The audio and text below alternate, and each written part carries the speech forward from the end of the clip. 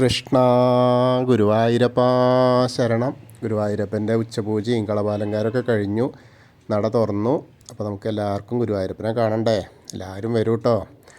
ഇന്നിപ്പോൾ ഗുരുവായൂരപ്പൻ്റെ ചതുർബാഹുവായ വിഗ്രഹത്തിൽ ഭഗവാൻ ഏത് രൂപത്തിലാണ് നിൽക്കണമെന്ന് അറിയില്ല. നമുക്ക് പോയി നോക്കാം. ആദ്യം തന്നെ കിഴക്കേ നടയിലെ ആ മഞ്ജുളാലിനെ ഒന്ന് പ്രദക്ഷിണം ചെയ്യാം. ആ മഞ്ജുള വാരസ്യാരെയൊക്കെ ഒന്ന് സ്മരിച്ച്, അതേപോലെ ഗരുഡനെയും അതേപോലെ ആ കുചേലിനെയൊക്കെ കണ്ട് തൊഴുത് നേരെ അത്തിമര ഗണപതി ക്ഷേത്രത്തിൽ വന്ന് ഗണേശനെയും കണ്ട് തൊഴാം. അനന്തശയനവും കണ്ട് തൊഴുത് അങ്ങനെ നേരെ ഗോപുരവാതിൽ കടന്ന് അകത്തേക്ക് വരിക. അകത്തേക്ക് വരുമ്പോൾ കൊടിമരവും അതേപോലെ വലിയ ബലിക്കല്ലും ഗജരാജൻ കേശവൻ്റെ 2 കൊമ്പുകളും നടുക്കുള്ള ലക്ഷ്മി ദേവീനെയൊക്കെ കണ്ട് തൊഴുത് വാതിൽപ്പടി കയറുക. വാതിൽപ്പടി കയറുമ്പോൾ ഇടതുവശത്തെ മേൽപ്പത്തൂരിൻ്റെ പീഠവും ആ കിടാവിളക്കൊക്കെ കാണാം. വലതുവശത്തെ ആദ്യത്തെ തൂണും നോക്കി തൊഴുത് നമ്മൾ ഭഗവാന്റെ ശ്രീലകത്തേക്ക് നോക്കുകയാണ്. ശ്രീലകത്തേക്ക് ഇങ്ങനെ നോക്കുമ്പോൾ ഒന്ന് മൊത്തം പ്രഭയാണ്, ആകെ പ്രഭ. അങ്ങനെ നോക്കുമ്പോൾ കാൽത്തളകൾ കാണാണ്ട്, കാൽപാദം കാണാണ്ട്, അങ്ങനെ കാൽത്തളകൾ അണിഞ്ഞിട്ടുണ്ട്, പട്ട് ഞൊറിഞ്ഞു കൊടുത്തിട്ടുണ്ട്, അരയിൽ അരമണി കിങ്ങിണിയൊക്കെ കാണാണ്ട്, അതേപോലെ ഒരു കയറ് കെട്ടിയിട്ടുണ്ട്. കയറ് കെട്ടിയിട്ടുണ്ട്. ആ കയറിൻ്റെ തലപ്പത്തേക്ക് നോക്കിയാൽ ഉരുളുണ്ട്. ഇന്ന് ദാമോദരനായിട്ടാട്ടോ. അങ്ങനെ നോക്കുമ്പോൾ വളരെ രസമായിട്ട് ആ ഉരുളൊന്നും എനിക്ക് പ്രശ്നമില്ല എന്ന് പറഞ്ഞിട്ട് കയ്യിലൊരു വെണ്ണയും കൊടുത്തിട്ടുണ്ട്, പൊന്നോടക്കോയിലും കൊടുത്തിട്ടുണ്ട്. അപ്പോൾ എന്താ വെച്ചാൽ ഇനി അവിടുന്ന് എവിടേക്കും പോകരുത് ഉണ്ണിയേ, ഇവിടുന്ന് എവിടേക്കും പോകരുത് കേട്ടോ എന്നാണ് പറയുന്നത്. ആ ഒരു കാഴ്ചയാണ് നമുക്ക് കാണാനുള്ളത്. വളരെ അതിമനോഹരമായ ആ കാഴ്ചയാണത്. അങ്ങനെ നോക്കുമ്പോൾ ഇന്ന് ആ തിരുനെറ്റിയിലൊരു ഗോപീതിലകം വെച്ചിട്ടുണ്ട്. അതേപോലെ കാതിൽ ചെവിപ്പൂക്കൾ വെച്ചിട്ടുണ്ട്. കൈവളകൾ, തോൾവളകൾ എല്ലാം അണിഞ്ഞിട്ടുണ്ട്. പൊന്നിൻ്റെ കിരീടം ചാർത്തിയിട്ടുണ്ട്. തിരുമുടിമാലുണ്ട്. അത് തെച്ചിയും തുളസിയും അതേപോലെ 2 എണ്ണം. പിന്നെ അതേപോലെ ഉണ്ടമാലയുണ്ട്. അതും തെച്ചി കൂടുതലുണ്ട്. പിന്നെ കുറച്ച് തുളസി, കുറച്ച് വെളുത്ത പൂവും, അത്രയേ ഉള്ളൂ. പിന്നെ വിധാനമായിട്ട് 4-5 ഉണ്ടമാലകൾ ചാർത്തിയിട്ടുണ്ട്. എല്ലാം കൊണ്ടും വളരെ മനോഹരമായിട്ടുള്ളൊരു കാഴ്ച. ഇന്ന് ചാർത്തിയത് മുൻ മേൽശാന്തി ശ്രീനാഥ് നമ്പൂതിരിയാണ്, പൊട്ടക്കുഴി ശ്രീനാഥ് നമ്പൂതിരിയാണ്. അതും അതിവിശേഷമായിട്ട് ഉള്ള ആ കാഴ്ചയാണ്. അദ്ദേഹം തന്നെ അവിടെ ഇരിക്കുന്നുണ്ട്. അപ്പോൾ ആ ഒരു കാഴ്ചയും കണ്ടു. അങ്ങനെ നമ്മൾ തൊഴുത് ഇപ്പോൾ ഭഗവാന്റെ ശ്രീലകത്തേക്ക് നോക്കിയിട്ട് തൊഴുകയാണ് കേട്ടോ. സോപാനപ്പടിയിൽ നിന്ന് എല്ലാവരും നന്നായിട്ട് പ്രാർത്ഥിച്ചോളൂ. ദാമോദര സ്വരൂപത്തെ മനസ്സിലേക്ക് ഇങ്ങനെ ആവാഹിച്ച് പ്രാർത്ഥിക്കുക. അപ്പോൾ ആ പ്രാർത്ഥന നമ്മളുടെ എല്ലാ കാര്യങ്ങൾക്കും ഉള്ള മറുപടിയായിട്ട് ആ ഗുരുവായൂരപ്പൻ, ആ ദാമോദര സ്വരൂപൻ നമ്മളെ രക്ഷിക്കും. എല്ലാവരും നന്നായിട്ട് പ്രാർത്ഥിച്ചോളൂ. അങ്ങനെ തൊഴുത് ഇറങ്ങിക്കഴിഞ്ഞാൽ നേരെ അഗ്നികോണിലുള്ള ബലിക്കല്ലും അതേപോലെ തിടപ്പള്ളിയൊക്കെ കണ്ട് തൊഴുത്, ആലിലക്കണ്ണനെയും കണ്ട് തൊഴുത് നേരെ സപ്തമാതാക്കളെ കണ്ട് തൊഴാം. പിന്നീട് അങ്ങനെ ഗണേശനെ കാണാം. ഗണേശൻ്റെ അടുത്ത് വരുമ്പോൾ ഇന്ന് ചന്ദനം തീരെ ഇല്ലാത്ത അവസ്ഥ കേട്ടോ. പക്ഷേ ചന്ദനം ഇല്ലെങ്കിലും ആ കറുത്ത വിഗ്രഹത്തിലിങ്ങനെ ചെറുതായിട്ട് ഇങ്ങനെയുള്ള, ഇപ്പോൾ കയ്യിൻ്റെ അവിടെ ഒരു പഴമൊക്കെ കൊടുത്തിട്ടുണ്ട്. അതേപോലെ താടിയുടെ അവിടെ മുഖത്തിൻ്റെ താഴത്തേക്ക് ഒരു ചുവന്ന കളർ കൊടുത്തിട്ടുണ്ട്, ചുവന്ന പട്ടിൻ്റെ കഷ്ണം. അതേപോലെ വയലറ്റ് ഉടുപ്പിച്ചിട്ടുണ്ട്. കിരീടം വെച്ചിട്ടുണ്ട്. ആഭരണങ്ങളൊക്കെ ഉണ്ട്. കളഭം അത്രയ്ക്കില്ല എന്ന് മാത്രം. അപ്പോൾ നമുക്ക് പ്രാർത്ഥിക്കാം. ഏകദന്തം മഹാകായം തപ്തകാഞ്ചന സന്നിപം ലംബോദരം വിശാലാക്ഷം വന്ദേഹം ഗണനായകം. അത് കഴിഞ്ഞ് സരസ്വതി അറയ്ക്ക് നോക്കുക. സരസ്വതി ദേവിനെ പ്രാർത്ഥിക്കാം. സരസ്വതി നമസ്തുഭ്യം വരദേ കാമരൂപിണി വിദ്യാരംഭം കരിഷ്യാമി സിദ്ധിർഭവതു മേ സദാ. അങ്ങനെ തൊഴുത് അവിടുന്ന് വരുമ്പോൾ നേരെ ആ കോർണറിലെത്തിയ ചെറിയ ഗണേശനെ ഒന്ന് കണ്ട് തൊട്ട് തലോടാം. പിന്നെ മത്സ്യം, കൂർമ്മ, വരാഹം, നരസിംഹം വരെയുള്ള രൂപങ്ങളൊക്കെ കണ്ട് തൊഴുത് ഓദിക്കൻ്റെ അടുത്ത്, അതായത് മുൻ മേൽശാന്തി ശ്രീനാഥ് നമ്പൂതിരിപ്പാട് അവിടെ ഇരിക്കുന്നുണ്ട്. അദ്ദേഹത്തിൻ്റെ അടുത്ത് നിന്ന് അർച്ചന പ്രസാദമൊക്കെ വാങ്ങാം. പിന്നീട് വാമന രൂപവും ഗജേന്ദ്രമോക്ഷത്തിൻ്റെ രൂപമൊക്കെ കണ്ട് തൊഴുത് ഗരുഡാരൂഢനായിരിക്കുന്ന മഹാവിഷ്ണുവിനെയും അനന്തശായിയായ അനന്തപത്മനാഭനെയും കാണാം. അനന്തപത്മനാഭൻ്റെ അവിടെയും ധാരാളം പൂക്കളുണ്ട് കേട്ടോ. താമരപ്പൂവുണ്ട്, തുളസിപ്പൂവുണ്ട്, മാലകൾ.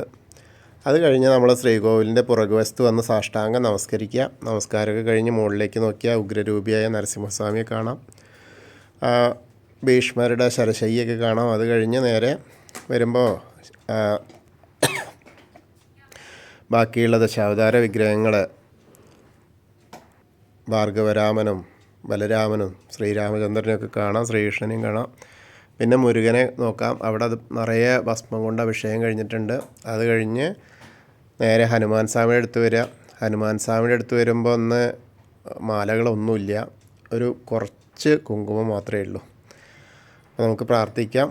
ത്വമസ്മിൻ കാര്യനിര്യാഗേ പ്രമാണം ഹരിസത്തമ ഹനുമാൻ യജ്ഞമാസ്തായ ദുഃഖക്ഷയകരോ ഭവ മനോജവം മാരുതതുല്യവേഗം ജിതേന്ദ്രിയം ബുദ്ധിമതാം വരിഷ്ഠം വാദാത്മജം വാനരയൂതമുഖ്യം ശ്രീരാമദൂതം ശിരസാ നമാമി.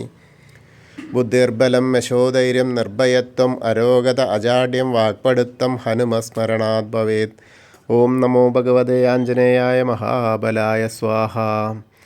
അത് കഴിഞ്ഞ് രാധാകൃഷ്ണ വിഗ്രഹവും കാളിയമർദ്ദന രൂപവും വെണ്ണക്കണ്ണനെയൊക്കെ കണ്ട് തൊഴുത് നേരെ ഓവിൻ്റെ അവിടെ വന്ന് പ്രാർത്ഥിക്കാം. അത് കഴിഞ്ഞ് താമരക്കണ്ണനെ കണ്ട് തൊഴാം. പിന്നെ മുകളിലേക്ക് നോക്കിയാൽ കിഴക്ക് വശത്തേക്ക് നോക്കിയാൽ കൊടിമരം കണ്ട് തൊഴാം. പിന്നെ മണിക്കിണറും ഭഗവാന്റെ ആ നൃത്ത അറയും കിടാവൾക്കൊക്കെ കണ്ട് തൊഴുത് അടുത്ത അറയിലെത്തുമ്പോൾ കുറൂരമ്മയും നാരദരെയും മേൽപ്പത്തൂരിനെയും ആ വസുദേവരെയൊക്കെ കണ്ട് തൊഴുത് നമ്മൾ നേരെ വടക്കേ നടയിൽ കൂടെ പുറത്ത് വന്ന് പ്രസാദ കൗണ്ടറിൻ്റെ അവിടെ നിന്ന് ചന്ദനവും തീർത്തും വാങ്ങാം.